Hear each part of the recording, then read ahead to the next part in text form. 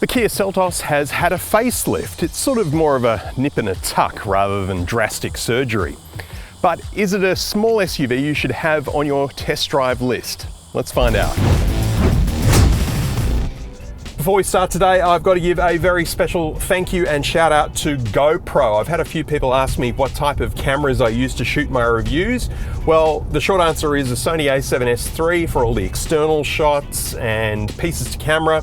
But the in-car driving shots I do entirely with GoPro, specifically a GoPro Hero 9, except for today I'm using a brand new GoPro Hero 11, and thank you GoPro for sending it to me, which comes with a faster processor, improved stability and higher resolution. It also comes with Gumby straps, which are really cool rubberized straps that allow you to secure the camera to awkward things that you can't use a suction cup for. So no matter what you want to tie your GoPro to, you can do it with the Gumby straps. As long as you do it securely, of course, it won't fall off. So make sure you check out the new GoPro Hero 11 with Gumby straps pack, because it's really, really good. Welcome to Four Wheels in a Seat, the channel where every week you can see a brand new car reviewed. My name is Alex Dalrymple, and have you subscribed yet? If you haven't, can you do me a favor? Please hit the subscribe button down below. And if you like what you see, give me a like as well. The Seltos arrived on our shores around about 4 years ago, competing with the likes of the Hyundai Kona, the Honda HR-V and the Ford Escape. And it has sold very well, and it's still a really good looking car. So Kia haven't really had to do all that much to it to keep it looking fresh. The front of the new Seltos looks very similar to the old model. If anything, they've just kind of tidied it up and smoothed it out, making it look a little less fussy. But if there's one thing I don't like about this second from top level Sport Plus model, is the fact that it gets halogen headlights rather than LEDs. And by comparison, they just look very dim and very yellow. In this day and age, there aren't that many cars left using them because, well, frankly, they're just not very good. Side on, and the Seltos again looks pretty much the same as it did before. The Sport Plus model misses out on a sunroof, but we've got roof rails and a new 17-inch wheel design, a little bit smaller than the larger 18s that you get on the top spec model, but I like this design with glossy piano black finish with silver highlights.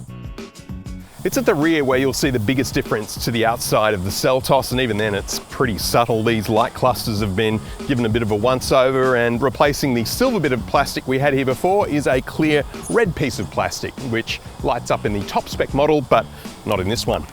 Under the tailgate, we've got the same 433 litre storage space we had before, with a full-size spare tyre under the floor. Knock down the rear seats, you can add an extra 1,000 litres to that total. You'll find one of two engines under the bonnet of the Seltos, depending on whether it's all-wheel drive or front-wheel drive. The front-wheel drive cars get a naturally aspirated 2-litre 4-cylinder engine, and all-wheel drive cars like this one get a 1.5-litre 4-cylinder turbo that has gone up in power output. It now sits at 146 kilowatts and 265 newton meters of torque. And as such, fuel economy has decreased slightly. You now get 7.4 litres per 100 Ks on a combined cycle.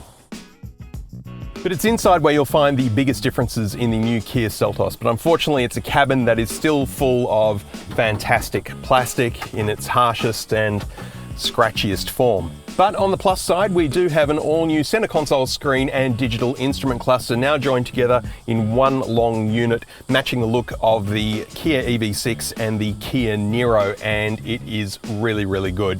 Two 10.25-inch LED screens. The center console screen software works pretty much exactly the same as it did before, which is pretty much the same as every other Kia, but that is to say that it works really, really well, because Kia seem to be doing this better than just about anybody else. Apple CarPlay and Android Auto are included, but you will need a USB cable to use them, unfortunately, although the entry-level model still has wireless Apple CarPlay, which unfortunately the top spec models miss out on. The climate controls have been slightly redesigned. They now include the shortcut buttons for the center console screen, where they used to be up on top before. They're now down lower, that's fine.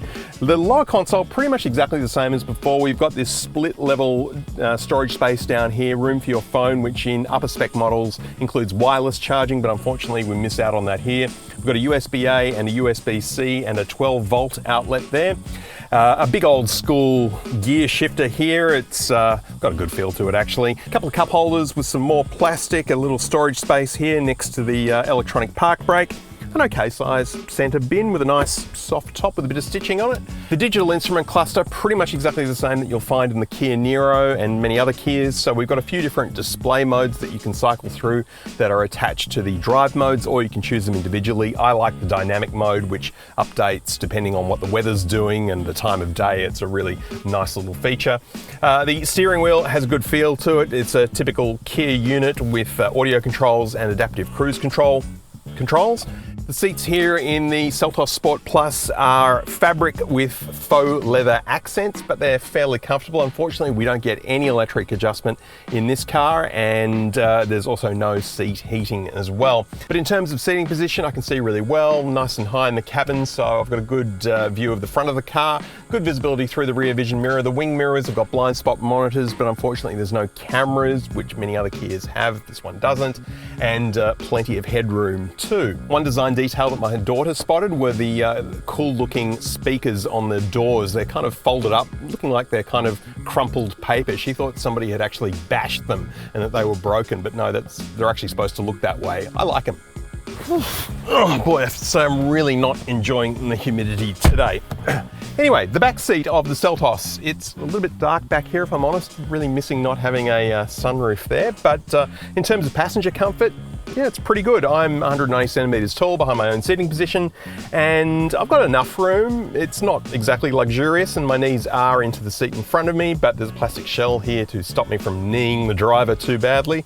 But unfortunately, it does make it a little bit uncomfortable for me. Plenty of toe room though, headroom really good. We've got an armrest here with cup holders, USB-C ports. There are 2 of them here, and I think the kids would be pretty happy on a road trip back here in the Kia Seltos.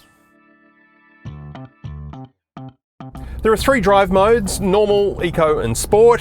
I feel like a broken record saying that because it's the same with just about every Kia I drive at the moment. And like a lot of them, there's not really a big difference between the drive modes other than sport hanging onto the gears and making more noise. It doesn't really change the performance very much. Just stick with normal and you'll be fine. One big difference between this car and some of its competitors is all-wheel drive, because you don't get that at this price point with a lot of this car's competitors, and it's quite a compelling difference because around town especially you really do notice that the driving experience is a lot more stable. You're not getting any wheel spin going around corners. In the wet it feels fantastic, and you just generally feel a lot more secure and stable on the road. Of course, if you're heading off-road, then all-wheel drive makes a very big difference, especially if you're driving on wet grass or a muddy road or something like that. That's where this car can do really, really well.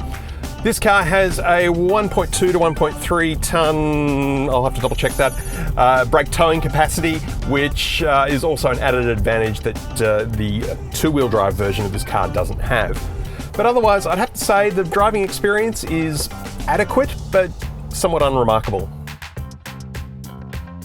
In terms of safety gear, we've got rear cross traffic alert, lane keep assist, and really annoyingly loud speed limit alert, which I think whoever had this car before me turned up to full volume, because when I first got in this car, it was just beeping its head off all the time. And I can only turn it off the duration of a journey. As soon as I turn the car off and back on again, it all comes back. And look, the problem is not that it's alerting me that I'm going over the speed limit, because that's the right thing to do. The issue is when it gets the speed limit wrong. For example, going through a school zone on the weekend, which it might be a 50 zone during the weekend and a 40 zone during the week. This car doesn't know what day of the week it is. It just beeps its head off. Now, although this is a small SUV, it certainly doesn't feel tinny in any way, although there is a rollover warning here on the sunshade. You don't get any sense that this car is, too light or going to fall apart on you in a rough situation. It's actually incredibly well made and feels very solid.